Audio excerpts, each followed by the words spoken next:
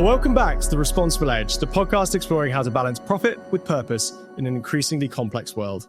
I'm Charlie Martin, your host, founder of TrueMark and the Michelmersh Charter. And our article today is Territorial versus Consumption Emission Targets. Why does it matter? Showing how ignoring emissions in imported goods is helping to hollow out UK industry.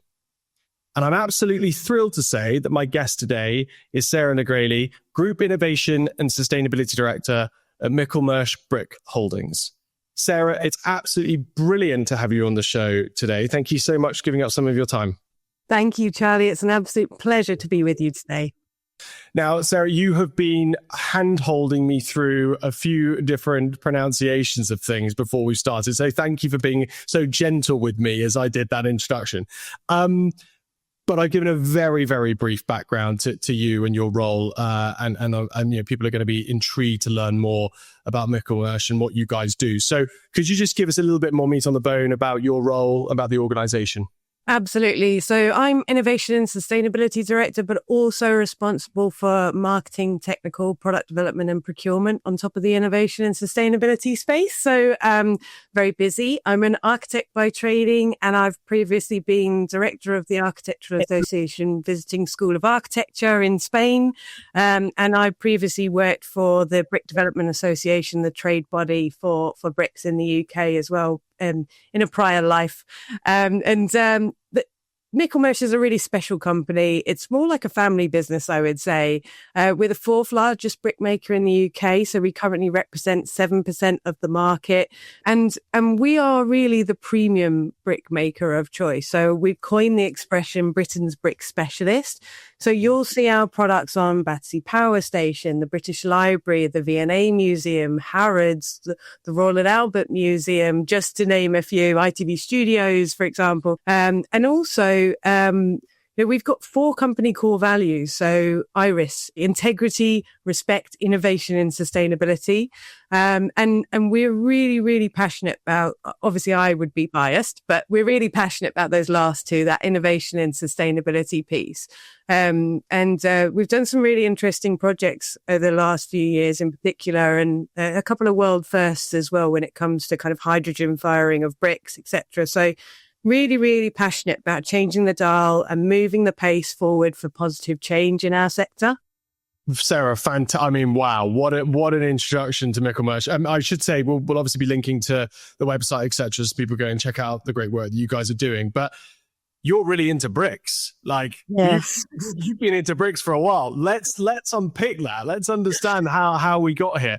Can you take us back to some sort of perhaps some personal experiences that have really shaped your view of the world and has ultimately driven you to end up being what you are, which is, from the sounds of things, the glue that holds the whole thing together, because you've got a number of things that you're involved in within the organization. Yeah, definitely. I mean, I definitely wouldn't say I'm the glue. I think it's a collaborative effort. There's some excellent people in the business that continue to drive it forward. But absolutely, yeah, there's 2 things really, Charlie, that kind of come to mind that have really shaped my perspective quite profoundly. The first, quite a strange one, but during my kind of architectural studies in London, I wrote my diploma on the post-oil era, kind of reimagining where we're traveling towards, really, to be honest. And around that time, my husband and I, we'd often watch kind of questioning mainstream narratives and exploring alternative ways of living. So that curiosity led us from that move to London to the Sierra Nevada mountains in Spain, where we lived off grid and we had home births, we homeschooled our kids. We even taught students how to grow living buildings from trees and work with lime and clay and natural materials all the time. So it was like unconventional, but it taught me resilience, creativity, and the importance of thinking outside of the box, which was really like one of those first experiences. And I suppose, we kind of also watched a lot of documentaries which challenged conventional thinking and systems thinking as well. So we quite often thought when we'd look at the machine that is life, should we be following the conventional route, and why don't we at least question those routes, whether it is schooling for kids or other things. And quite often we went in the opposite direction, much to our family's non-amusement, I would say. And Sarah, let me pick up. Can I ask how old are you when you made that decision to move to Spain? So that was I was probably about 21 at that stage. And I'd just been offered the CEO's role of the trade association, and none of that was public, but we thought that was a kind of, what do you call it? A crossroads where we say, right, either I stay in London, that's going to be probably my future, and it's probably bricks are always going to be my future, which they kind of ended up being anyway. Or we go and have this experience and we go and live off grid and we do our own thing. And so we decided the latter, and that we really go for it. And I don't regret any of it, even though I'm back in the UK now. Well, I was just going to come on to that. I mean, to live, to as you've described, to be inspired by the alternative, essentially, the alternative view, but then the courage at that age to live that in that way. That's an incredibly courageous thing to do as a 21-year-old, where you're starting out, and if a carrot is offered to you and you think to yourself, well, that's safety and that's security and that's longevity, if you like. Yes. But it doesn't fit, and I need to go and explore this other part of me instead. I mean, do you ever reflect on that and think? I mean, you strike me as a very self-deprecating person, so I would probably know where this question is going to land. But do you ever think to yourself, like, wow, I really did have courage as a young person to do that? Yeah, and that absolutely segues onto that second piece. So this, like, not to bring down the mood of the conversation, but that at 13, I lost my father to suicide. And so that experience gave me a hugely deep sense of urgency and responsibility, looking after the family, needing to get a job. I think, like, when I was at university, I had 4 different jobs just to pay for university to get through the architectural degree. And that understanding that life is fragile, also that the work we do really should matter in our hearts and we should really be passionate about it. So he was a farmer, and he really struggled in one of the massive supermarkets. Unfortunately, undid a deal that he was doing, and it meant he had to lose the entire farm, and he just didn't cope, and he took his own life. And to be at such a young age and that happen, I think it just builds a kind of, I don't know, you kind of grow up overnight. Like, you're 10 years older overnight, which is sad, but it's just the way it is. And so I think that's what gave me that when I was younger, but I was with, so my husband, I met him when I was 15, and we've been together for 25 years now or something. Wow. And so he's been my strength and my confidant, really. And I suppose having that loss earlier on has just meant, well, look, we could die at any moment. Let's embrace life and look after the planet and do what we can to make sure that it's around in a good state for our children. And that's kind of really where it all stemmed from, I suppose. And I mean, thank you for sharing that, Sarah. That's an incredibly difficult thing to go through, obviously, as a young person. And I mean, you mentioned the architectural degree, but where did the kind of focus on sustainability within the architectural practice sphere, if you like, when did that become essential for you? Or was that just always there, that the nature side of things, the environmental side of things was always just very prevalent for you? No, do you know, I think it grew at my time in London, because coming from a farming background, I obviously have certain kind of earth underneath the fingernails type of approach. However, like it didn't really become a real passion thing for me until my husband and I were living in London and really engulfing ourselves in information and data and kind of waking up to the scenario of the world that we live in and the fragility of it and this constant need for growth that just kind of baffled us when we were just diving into it even more and more. We were thinking, wow, how greedy are we as a human race?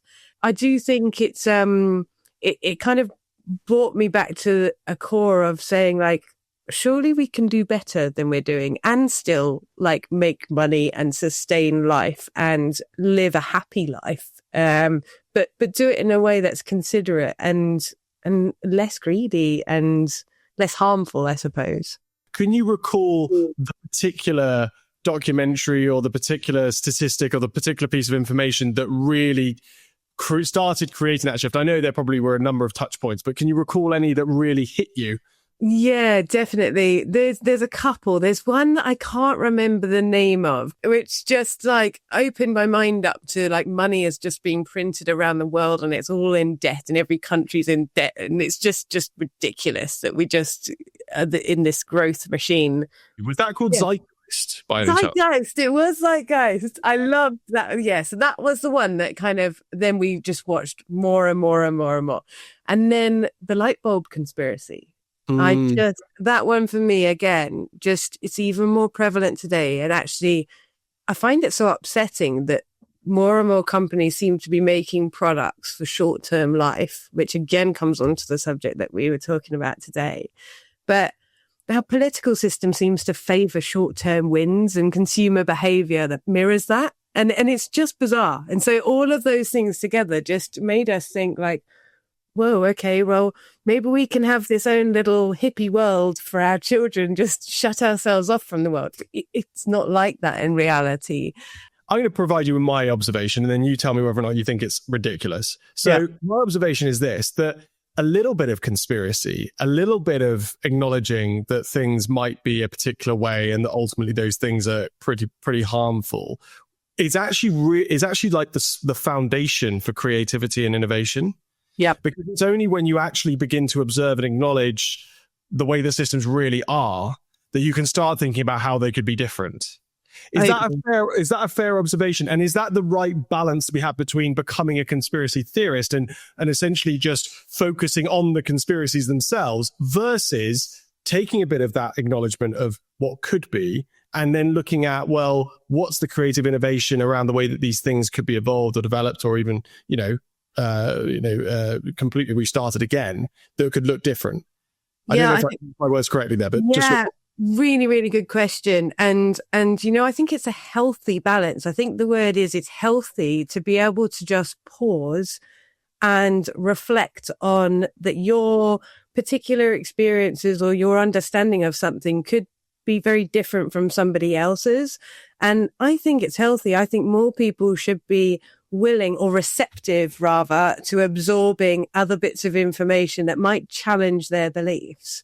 And that's tough because I think, we could reflect on today and the politics of today and the challenges that we face across the pond and other things. And whilst I don't agree with them, I will listen and I will absorb and I will kind of find my own opinion of where I think the truth lies in some of these kind of aspects. And so I think it's healthy. I think it's really healthy and other people should be doing it more just to challenge their beliefs.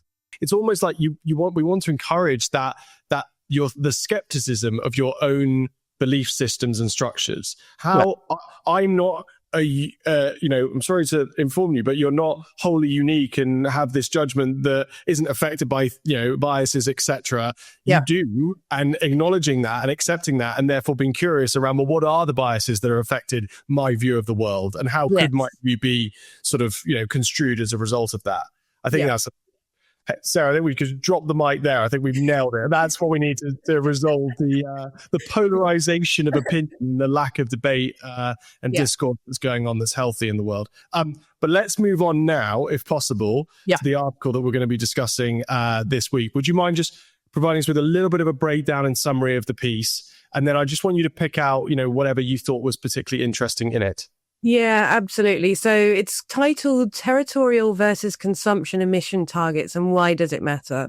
And, it matters for a huge amount of reasons. So this whole article is about challenging The fact that the UK have targets which are purely based at the moment on territorial emissions, but we know that our consumption-based emissions are much higher. So we're effectively offshoring manufacturing products to other countries, but we're still consuming those products. So we're kind of greenwashing all of the people of the UK and believing that we've reduced our emissions, which is not the case. Certainly, of course, we are reducing our emissions. Lots of different businesses, sectors, companies are targeting net zero. They are challenging themselves to reach those goals, and they are reducing. So for Michelmersh, we've reduced our emissions by just over 10% since 2016, and that's intensity emissions. So that's per ton of product. We're reducing that. So we know we're doing that ethically. It's not, it's purely about making a difference. So we are doing that. And, I'd love to, Charlie, kind of give you a picture of bring this back to the ceramic sector, just to talk about how much of a change they have made, but also how much has been offshored lately. And this hopefully gives us a really good picture of the entire article and what it's trying to get to. So from the Ceramics UK roadmap, since 2003, the sector has decarbonised by just over 50% already in absolute scope 1 and 2 emissions up to 2019. But 24% reduction is the intensity reduction per tonne of product.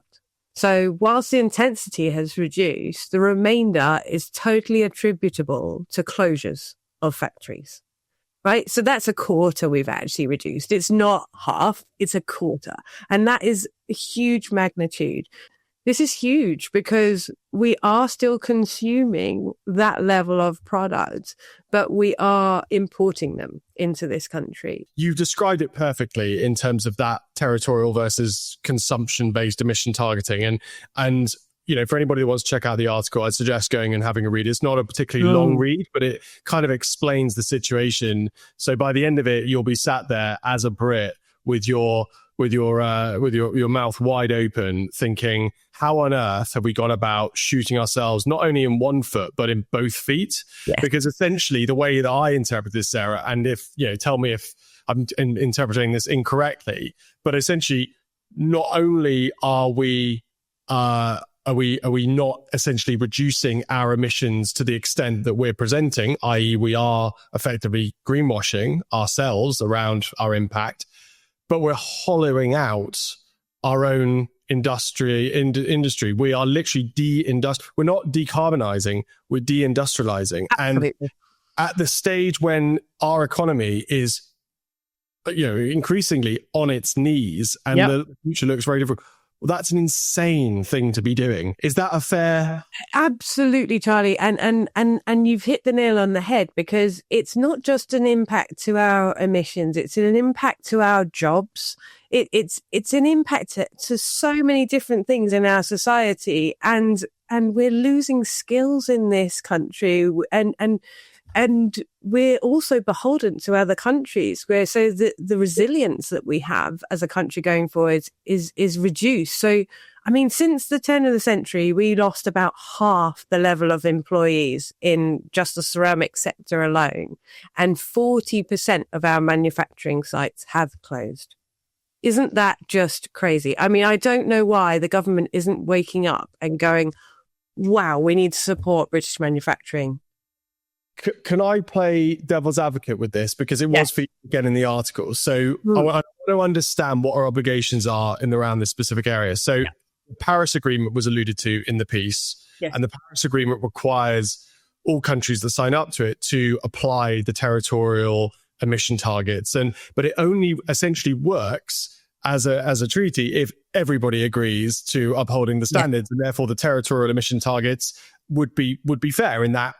In that circumstance. The problem we've got is that when you've got players that aren't upholding those standards, so the likes of China, then essentially there's just an undercut that comes into the market. And then we find ourselves in the position where we are outsourcing to those countries to import in order to hit our own targets, which is just madness. Is that the right observation when it comes to the Paris Agreement? And are we beholden to the Paris Agreement in certain ways, or can we circumvent it looking forward? Yeah, so that is absolutely the right observation. And even, if we all had the same targets, we also need to all achieve the targets at the same pace to make the difference actually happen. So if one of us lags behind the other, then someone else has got to pick up that difference, which is also a part of why the territorial emissions just don't really make sense. And again, I think there are issues with the fact that we are importing from other countries, because, so again, bringing it back to clay, just because I know ceramics and do shoot me in the head because I'm such a brick geek.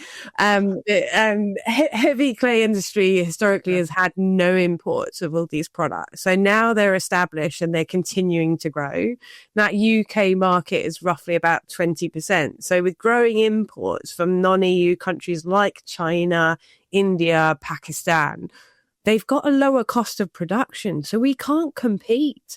And these other countries, they don't have as stringent as the UK's climate targets. So that's where, again, it's not a level playing field, because some of these countries have much less burdensome obligations on them.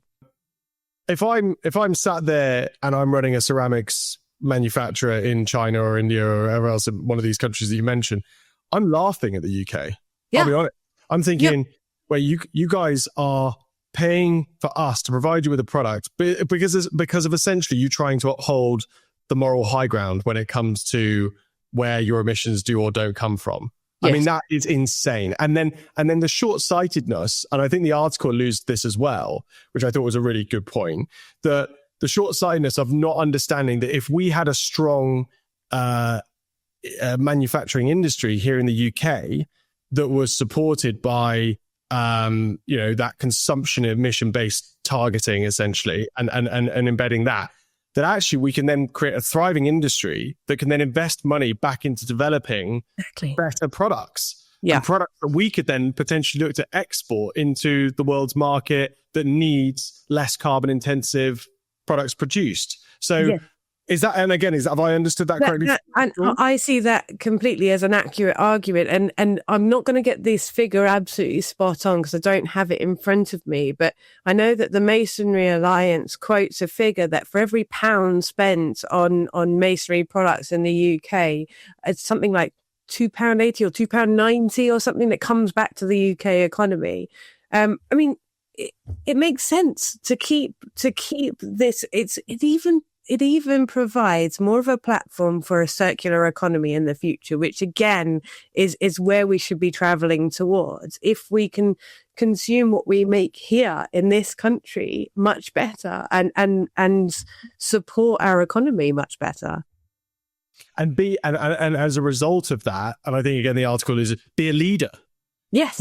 At the moment, we're essentially, we're a developed nation, and what we're essentially providing as an example to other developing nations is when you get to this stage, you just outsource the problem and you just gut the industries within your territory that are ultimately causing the problem from your end. But as long as you outsource it, then, essentially it's almost got that offsetting kind of, notion to it.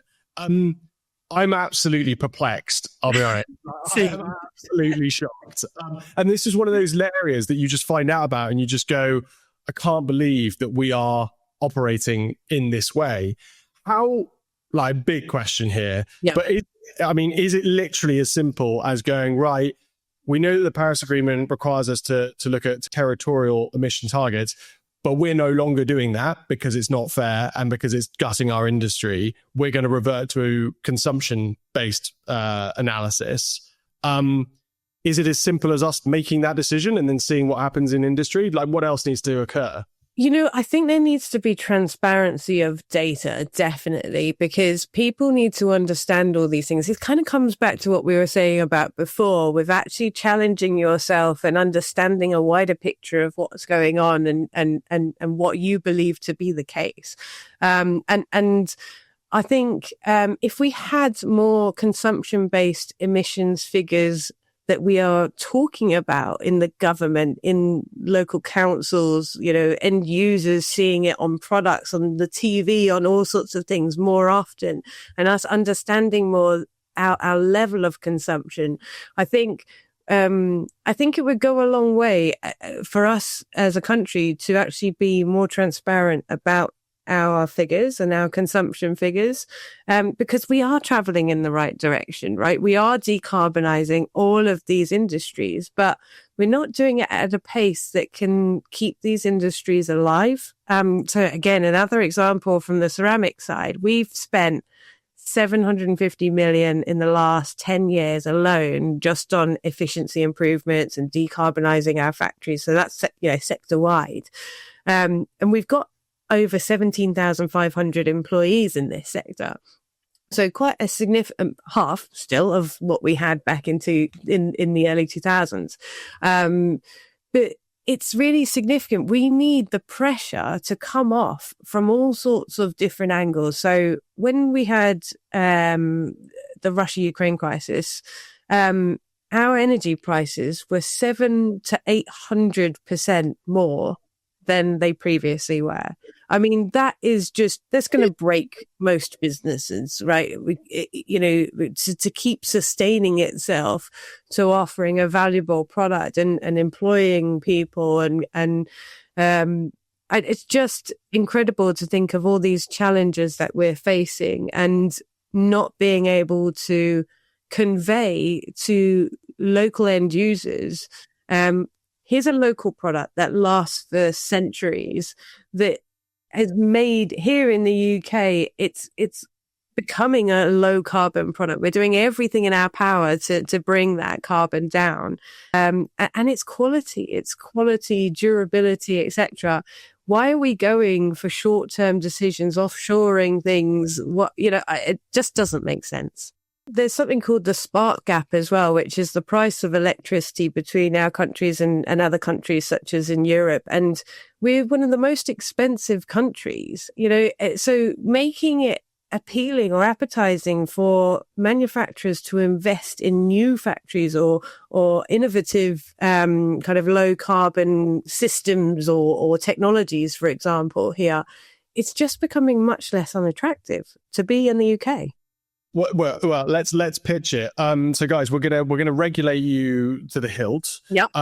We're gonna gut the domestic market because we're going to import from elsewhere. And in terms of the infrastructural elements required in order for you to do what you're doing, they're going to be the most expensive that you're going to possibly come across. So all good. Oh wait, and there's also a bit of a skills gap that's coming on as well. So yeah. Just a little bit of a mix. Still keen to invest, still keen to build that next development. And that's why I think there needs to be more of an understanding right now on these issues before there's huge unintended consequences. I mean, we're going in one direction with this sector. If we carry on over the next 20 years, the way in the trajectory and the trend that we're going, I mean, wave goodbye to the sector. It's just, it can't be like that. We rely too much on needing new homes. And I mean, we're not even achieving the housing targets here in the UK. Let's really focus on supporting UK industries. But I do feel it needs to be discussed more, like we're doing now. It needs to be a panorama. It needs to be discussed on a wider level. But are there any green shoots? Are there any particular initiatives that you've come across, or is there any, any sort of counter to this that is already occurring even at a grassroots level here in the UK? Yeah, I mean, we have to talk about the positives. You're absolutely right, Charlie. And there's tons. And we've got a huge pipeline of really exciting projects for how we're decarbonizing at pace. We're being really clever about it.